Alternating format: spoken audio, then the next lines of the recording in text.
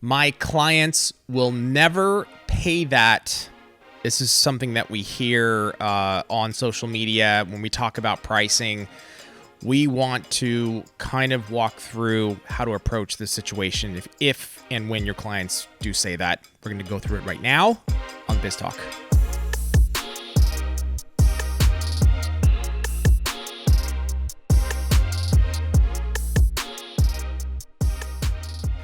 I hear licking.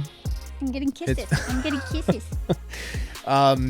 Yes. Second, hope maybe she'll stay there this whole episode. The last one we recorded, she was there for a minute and then I think she only does intros. Like she was done with Tracey. She's done with me. She came over here and hung out with me a little bit. She doesn't sit in your lap. Don't even pretend. She sits on your foot. What is that? It's like, give him a little bit. I'll take it. I'll take whatever. Foot. I love this dog. Scoochie, by the way. Okay. My clients will never pay that. We see this on YouTube comments, DMs. We see it on, we did a whole series of videos called How Much at one point. I mean, we did, I don't know, maybe 20, 30 of them where we actually went through what you should charge. Majority of it, was in a range of like $100. Yep. Right? Depending on if it was a fill with add-ons, with nail art. We are always encouraging nail pros to charge for their work. And the most common response that we would probably get is like, that's impossible. I live in an area where my clients won't pay this, won't pay that amount. You guys are in LA. You guys are in New York or San Francisco or wherever. I'm not in a big city. First thing I want to say is I know this for LA, in the city of Los Angeles, okay? The average price for nail services, if you take all the salons, it is not up in that range. Nope. The competition is so fierce in LA. There are a lot of salons that do not charge that amount. The pricing is insanely aggressive, super competitive, and which definitely don't agree with that structure. I don't believe in I believe in volume, but I also believe in, quality, and I also believe in charging for your work. This is something that we talk about, we've been talking about for 20 some years. Right. But there's a big misconception. People think just because we're in a big city that we can. So it's usually the opposite. It is. Yeah. It is. That's the one thing I think a lot of people don't understand is that just because we're in a big city does not mean it's actually a little bit more difficult because you can get nails everywhere, as opposed to a smaller area where options are limited. If you only have 5 places to go get your nails, the prices are probably going to be, especially if you group together. If you group together and you talk to each other and you kind of... I know we have ones that are clients that watch our videos, and I'm not talking about gouging you guys. No. That's not what we're saying. That's not what we're saying. But I am saying nail techs. I used to have an event. I think we've talked about this at the roadshow, and I would be like, hey, we're all here, like surrounding areas, like 100 of them. Talk with each other. Yeah. Quit trying to undercut each other and work together. Right. And we can set standards on pricing. Right. It really, especially like, where we are today, right? Mm-hmm. We've been through this pandemic, which has been insane. Mm-hmm. And I think, this is my opinion, I think this is going to be positive for the nail industry in this way, in that like a lot of people will be willing to pay more for superb quality. Yep. You know what I mean? And if they feel safe. If you walk into a location, okay, and this goes with like anything, not just nails, but nails are, it's an intimate service, right? So you walk into a place and it is clean and they have the sanitation, which a lot of high quality techs have always done. Correct. Anyway. So now it just shines light on the quality of these services. Like, yes, you're going to pay more money and you should pay more money. You want to go to somebody who cares about your hands, cares about your safety, your health, cleanliness, doing nails the right way, making sure that you're not getting any weird stuff, funguses growing on your nails. You want that attention. You know what I'm saying? This goes with restaurants. I'm not just talking about salons. Restaurants. Like if I walk into a restaurant that's gross. Yeah. You're or out. Even questionable. You're out. I want to, and okay, so there's the questionable restaurant, and there's a very nice restaurant next door that's obviously clean and stuff, but it's more expensive. Right. Of course. Yeah. Of course. And so, like, I mean, I'm kind of going off on a little bit of a tangent here, Shocking. but I think that it's important for nail professionals now more than ever to talk about their services, to talk about why they care about their clients' health so much, about their processes and procedures and what they go through. And also, like, hey, just this is how I charge for my services. If you add all this nail art, it's going to cost 90, 100, 110, 120. Yeah. It's about having that communication, having all your pricing now. And I noticed that, like you were saying, that we get those comments of, I could never charge that. And then we'll have someone below them go, I get that. Right. I live in a town, because I get called out a little bit. I lived in a small town. Yeah. With a very high unemployment Right. rate.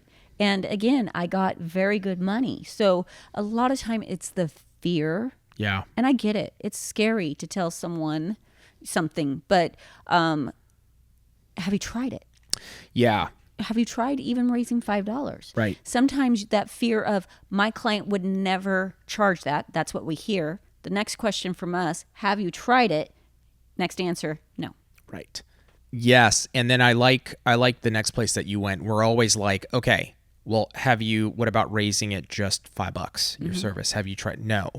I mean, the thing too is like things take time, like when you specifically say my clients will never pay that. Okay. If you all of a sudden, if your average service price, let's say is like $40, let's just say, okay. And then you suddenly went to 80. Yeah. Your clients are not going to pay that. It happens to us all the time, right? Right. Paying for product, vendor all of a sudden drumps. We're drumping today. Yeah. Jumps 100%. Or Dude, I freak out. I do. If they I say get pissed. we're raising it this percentage, you're like, well, that figures because that's cost of living. Yeah, I mean, price increases are a reality of life, and so we get price increases every year from different suppliers and vendors, and it's 3%, 5%. Sometimes it gets a little higher, and then like I go when I talk to my suppliers. But so if you go 100% increase, you go from 40 to 80, yeah, there's going to be a problem. Yeah. But if you do like 40 and then you go to like, let's say it's a 10%, you go $44, right? 10% sounds a lot, but the actual amount, the $4, it's not, or $5 go to 45, just over 10%. I'm telling you, that is not going to make a difference. And so it's a building process. You slowly build. You start to break down little by little, like, okay, my fills are going to go to $45, let's say. In addition, I haven't been charging for nail art. Starting at this time, I need to make sure I do charge. And you can explain to your clients, you can say, when they sit in your chair, like, hey, here's my price increase, here's my sign, here's the reasons why I have to do this. Yep. It's costing me X amount of dollars. Big thing. It's not a question. It's not exactly. It's not a question. Do you think is this okay? Yeah. No.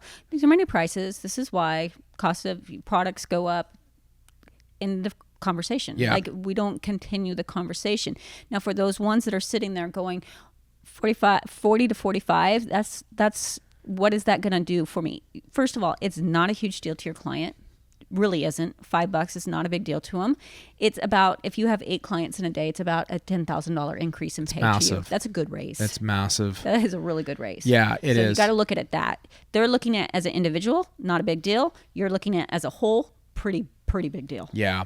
From the client side, like the client perspective, if you are somebody that just loves nails and you like going to the salon, like again, I think what Tracy said at the beginning, we're not talking about gouging, clients. Again, we're not recommending if you're at 40 to get to 80. Like that would be like gouging. Like, oh, I'm going to take advantage of this. I'm going to go, $40 a service. You're going to shock your clients. Oh my God. Even if that's what you should be charging, I don't recommend doing that. Yeah.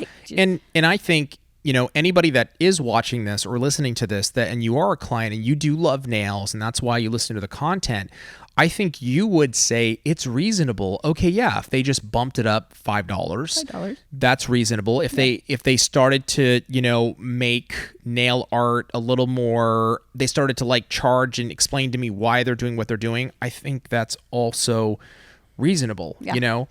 The thing is that your bond with your client, that bond is so important and it is worth a lot. I've given this example a billion times. Right. I go in for a haircut. It's not cheap. But I love the guy that does it. I have a great relationship, my son also, and we go in together and it's this thing that we do. And the relationship that I have with him, it is important to me. It's comfortable. I like it. I know what I'm getting every time. It's a great service. Yep. Dude, those things matter. It's a no-brainer, right? It's a no-brainer. You don't even think about it. You wouldn't stop and go, $5. I don't know. Yeah. And actually there was a price increase, that had occurred. And I was like, it was maybe a little large. It wasn't 5%, it was a little bit more. Yeah. But I still was like, it's fine. It's fine. Yeah. Like I come in, me, myself, I get a haircut every couple months. I probably should get one more often. But still, I think it's really important that the nail professionals understand the value of that relationship. And I think it's also important for them to understand, because I notice that sometimes people get angry when we have these conversations. Yeah, it's only to support you. Yeah, We're of course. Only here to encourage you. So if you're saying my clients would never, my question back is, have you tried? Right. Have you tried?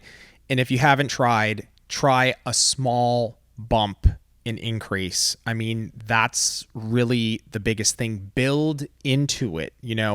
Don't completely don't bulldoze your client. Don't shock and awe them. And like drop this on them. But that is the thing. My clients will never pay it.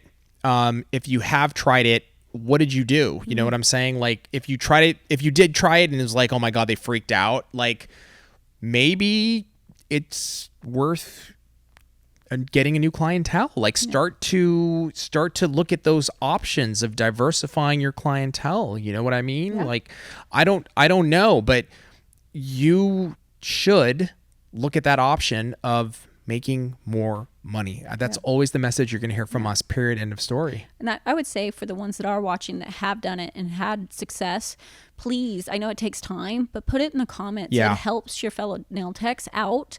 They can see what you did and get that encouragement to take that step. Yeah, ditto what Tracey said. Go in the comments.